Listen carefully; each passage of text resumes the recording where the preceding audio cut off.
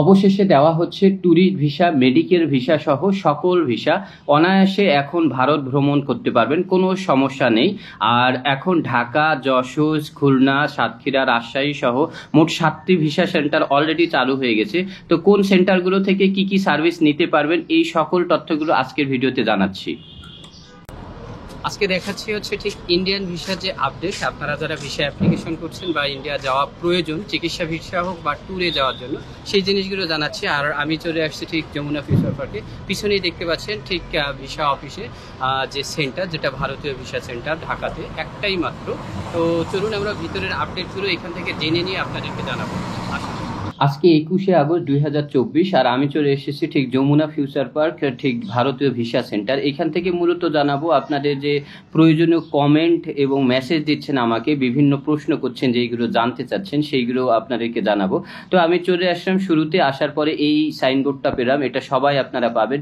Jamuna future পার্কের এখানে আছে ইন্ডিয়ান ভিসা অ্যাপ্লিকেশন সেন্টার এবং এখানে নির্দেশনাবলী কিছু দিয়ে দেওয়া আছে। যদিও আজকের ভিডিওটা আমি লাইভ করতে চেয়েছিলাম, কিন্তু এটা কিন্তু রেস্ট্রিক্টেড এরিয়া, এখানে চাইলেই আপনি লাইভ করতে পারবেন না, তাই আমি ভিডিও করে আপনাদেরকে জানাচ্ছি। আর এই গেট দিয়ে সবাইকে ভিতরে যেতে হবে। যাওয়ার পরে এই নির্দেশনা আছে, যেটা হচ্ছে মেডিকেল ভিসা অবশ্যই উল্লেখিত হাসপাতালে চিকিৎসা দিতে হবে। উল্লেখিত হাসপাতাল পরিবর্তন করতে চাইলে অবশ্যই ভারতে FRRO এর অনুমতি নিতে হবে। এর অনুমতি ছাড়া অন্য হসপিটালে পরিবর্তন করে চিকিৎসা করালে তাহলে কিন্তু ভিসা আইন লঙ্ঘন হবে। এতে ভবিষ্যৎ ভ্রমণে ভারতীয় ভিসায় নিষেধাজ্ঞা জারি হতে পারে। বিষয়টা আপনাকে ক্লিয়ারলি মাথায় রাখতে হবে যে আপনি কোনোভাবে অসাধু উপায়ে অন্য কোনো মেডিকেলে ট্রিটমেন্ট নেবেন অথবা চিকিৎসা ভিসায় ভারতের ট্যুরিস্ট মানে ঘুরে আসবেন, এটা কিন্তু করা যাবে না। তাহলে পরবর্তী ভিসা পেতে কিন্তু আপনি অনেক ধরনের সমস্যায় পড়বেন, কারণ যেটা যে ভারতের ভিসা নিয়ম লঙ্ঘন হবে। হ্যাঁ, এটা মাথায় রাখবেন। এবং এইখানে কিন্তু নানান রকম সতর্কতামূলক কিছু কথা ও সাইনবোর্ড আপনারা পেয়ে যাবেন বিভিন্ন গেটে। দালাল চক্র হতে আপনি সাবধানে থাকবেন এবং সুন্দরভাবে সুশৃঙ্খলভাবে সিরিয়ালে ভিতরে যাবেন, এইগুলো কিন্তু এখানে দিয়ে দেওয়া আছে। ভিতরে আসার পরে আমি এখানে সিকিউরিটি গার্ডের সঙ্গে কথা বললাম যে আমার কিছু ইনফরমেশন দরকার, তাই ইনফরমেশন ডেস্কে আমি যাব। তো অবশ্য সিকিউরিটি গার্ড আমাকে ওইভাবে পারমিশন না দিলেও তিনি আরেকজনের সঙ্গে কথা বলার সুযোগ করে দিলেন। তার কাছ থেকে অনুমতি নিয়ে আমি ইনফরমেশন ডেস্কে কিছু তথ্য নিলাম, যে তথ্যগুলো আপনারা প্রশ্ন করে আমার কাছ থেকে জানতে চাচ্ছেন। তো আমি এখানে ভিডিও করতে চাইলেও এখানে কিন্তু ভিডিও করার কোনো অনুমতি নেই, যার কারণে আমি তথ্যগুলো নেওয়ার পরে আপনাদেরকে পরবর্তীতে ভিডিও করে এখন জানাচ্ছি। সেটা হচ্ছে, আমার প্রথম প্রশ্নটা ছিল যে এখন যারা ভিসা অ্যাপ্লিকেশন করতেছে তারা কি ভিসা জমা দিতে পারবে কিনা বা অ্যাপ্লিকেশন করতে পারবে কিনা। তো উনি বললো যে না, এখন সম্পূর্ণ বন্ধ আছে অনির্দিষ্টকালের জন্য, এখনো চালু হয়নি, ভিসা কোনো জমা নেওয়া হচ্ছে না।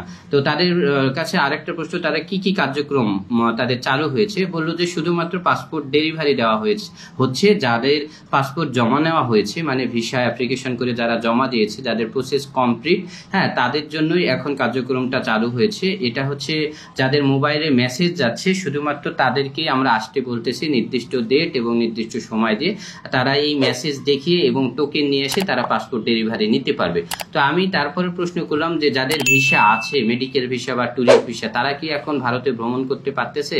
হ্যাঁ, তারা বললো যে হ্যাঁ, যাদের ভিসা আছে, যে ভিসা লাগানো আছে পাসপোর্টে, সেই ভিসায় তারা ভারতে ভ্রমণ করতে পারতেছে। ট্যুরিস্ট ভিসা থাকলে তারা নির্দিষ্ট ট্যুরিস্ট জায়গাগুলোতে ঘুরে আসতে পারবে এবং মেডিকেল ভিসা থাকলে তারা তার নির্দিষ্ট মেডিকেলে চিকিৎসা নিয়ে আসতে পারবে। এক্ষেত্রে যে সুনির্দিষ্ট পোর্টগুলো দেওয়া আছে, সেই পোর্টগুলো দিয়েই তারা ভারতে ভ্রমণ করতে পারবে, এটা ক্ষেত্রে কোনো সমস্যা নেই। তো নতুন ভিসা অ্যাপ্লিকেশনের ক্ষেত্রে যারা করবেন, যাদের করা প্রয়োজন, তাদের ক্ষেত্রে যে প্রশ্নগুলো করলাম, সেক্ষেত্রে একটাই জানতে পারলাম যে এখন অপেক্ষা করা ছাড়া কোনো উপায় নেই, অপেক্ষা করতে হবে। তবে তাকে এটাও জিজ্ঞাসা করলাম কবে নাগাদ এগুলো চালু হতে পারে, হ্যাঁ, কতদিন লাগতে পারে। তো বললো যে এটা 7 দিনও লাগতে পারে, আবার বেশিও লাগতে পারে। যেহেতু অনির্দিষ্টকালের জন্য বন্ধ আছে, এটা একটু সুনির্দিষ্ট করে বলা যাচ্ছে না। এটা হয়তো 7 দিনের মধ্যে চালু হতে পারে, আবার বেশি সময় লাগতে পারে, এমনটা হতে পারে। এটাও জিজ্ঞাসা করেছিলাম যে চালু হওয়ার পরে আমরা অ্যাপ্লিকেশন পরে অ্যাপয়েন্টমেন্ট ডেট পেতে কি খুব লম্বা সময় লেগে যাবে নাকি। তো তারা বললো যে সম্ভাবনা খুবই কম, হয়তো আপনি শর্ট টাইমে ডেট পেয়ে যাবেন, 3-4 দিন বা 5-7 দিনের মধ্যে ডেট পাবেন। তো ভিসা প্রসেসিংও আগের থেকে এখন অনেক দ্রুতভাবে হয়ে যাচ্ছে, এটা আপনারা হয়তো আশা নিয়ে থাকতে পারেন যে খুব দ্রুতই চালু হবে, আর চালু হলে খুব দ্রুত প্রসেসে আপনারা ভিসা পাবেন। এই তথ্যটাই আমি ভিতর থেকে জানতে পারলাম। এছাড়া কিন্তু তাদের অফিসিয়াল আইভাক ওয়েবসাইটে কিন্তু একটা বার্তা দিয়েছে, এই যে দেখতে পাচ্ছেন পাচ্ছেন এই বার্তাটা দিয়েছে যে তারা কি কি সার্ভিস এখন দিচ্ছেন, কোথায় কোথায় দিচ্ছেন, যে কথাগুলো আমি এতক্ষণ বুঝিয়েছি সেটাই এটা। তবে এখানে এই জায়গায় ঢোকার পরে এটা কিন্তু আপনি চাইলে বাংলায়ও আপনি দেখতে পারেন, এখানে বাংলা করে নেবেন, এই জায়গা থেকে বাংলা করে নিলে বাংলা অপশনে আসবে। এই যে দেখুন এই জায়গাটা আমি আবারও দেখাচ্ছি, দেখুন এখানে এই যে ঢাকা যমুনা ফিউচার পার্ক সহ চট্টগ্রাম, সিলেট, যশোর, খুলনা, সাতক্ষীরা, ময়মনসিংহ এবং রাজশাহী সহ এই ভিসা সেন্টারগুলো থেকে পাসপোর্ট ডেলিভারি কার্যক্রম চালু হয়েছে এবং যারা SMS পাবে শুধুমাত্র তারাই আসবে, ঠিক আছে। তাদের স্বল্প পরিসরে এই সার্ভিসটা চালু হয়েছে এটা তারা জানিয়েছে। এবং আসুন এখানে কিন্তু এটাও জানিয়ে দিয়েছে কোন ভিসা সেন্টার কয়টা থেকে কয়টা চালু থাকবে, এটা কিন্তু এখানে দিয়ে দিয়েছে। এই যে আপনাদেরকে একটু দেখাই, এই জায়গায় এখানে দিয়ে দিয়েছে ঢাকা যমুনা পার্ক যেটা আছে যমুনা ফিউচার পার্কেরটার খোলা থাকবে 10টা থেকে 4টা পর্যন্ত, চট্টগ্রামেরটা খোলা থাকবে সকাল 10টা থেকে দুপুর 4টা পর্যন্ত, এবং সিলেটে খোলা থাকবে সকাল 10টা থেকে দুপুর 2টা পর্যন্ত, যশোরে খোলা থাকবে আপনার দুপুর 1টা থেকে বিকেল 4টা পর্যন্ত, সাতক্ষীরায় খোলা থাকবে দুপুর 1টা থেকে 3টা পর্যন্ত, আর রাজশাহী খোলা থাকবে 10টা থেকে 2টা পর্যন্ত, খুলনায় খোলা থাকবে 11টা থেকে 2টা পর্যন্ত, আর ময়মনসিংহে খোলা থাকবে 10টা থেকে 4টা পর্যন্ত। এই সময়গুলোই কিন্তু খোলা থাকবে, তারা আপডেট করে এটা জানিয়েছে। তো এটাই হচ্ছে তাদের অফিসিয়াল ওয়েবসাইটের ঠিক বার্তা। আর এই তথ্যগুলোই ছিল আজকের ভিডিওতে। আপনাদের ঠিক তথ্য অনুযায়ী আমি ভিডিওটা করার চেষ্টা করেছি। কেমন ছিল কমেন্ট করে জানাতে পারেন, ভালো লাগলে অবশ্যই লাইক শেয়ার দিয়ে রাখবেন, বন্ধুদেরকে দেখার সুযোগ করে দিবেন। আর ভারত ভ্রমণের ক্ষেত্রে একাধিক ভিডিও আছে আমার চ্যানেলে, আপনারা দেখতে পাচ্ছেন স্ক্রিনে।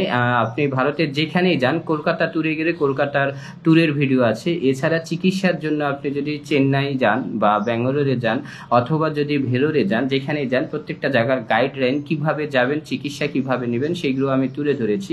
এছাড়া ঘুরতে যাওয়ার জন্য কলকাতা হোক, দার্জিলিং হোক বা সিকিম হোক, সেই গাইডলাইন ভিডিওগুলো আছে আমার চ্যানেল থেকে, চাইলে দেখে নিতে পারেন। তো সকলের জন্য ভিডিওটা করেছি। সকলে ভালো থাকুন, সুস্থ থাকুন।